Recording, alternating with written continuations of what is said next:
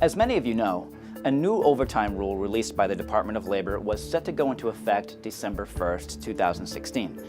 However, a recent ruling by a federal court will delay implementation. Despite the setback, many companies across the country are now scrambling to make sure that they will be compliant when and if a new time frame is announced.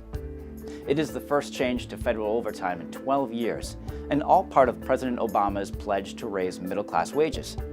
Under the new rule, it's possible as many as 35% of workers will be eligible for overtime, up from only 7%. That can mean an impact to over 4 million employees nationwide.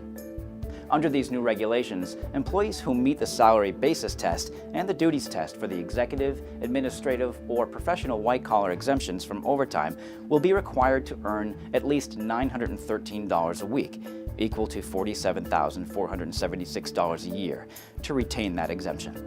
That's more than double the salary threshold of $445 a week, which equals $23,660 a year.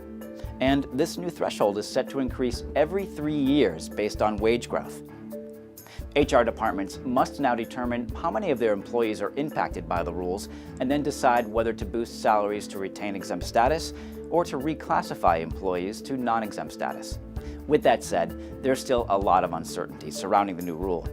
To stay up to date, check out the Paychex guide to navigating new overtime regulations and the resources related to the new regulations on the U.S. Department of Labor's website. You'll be armed with the information you need to identify impacted employees and decide on your next steps.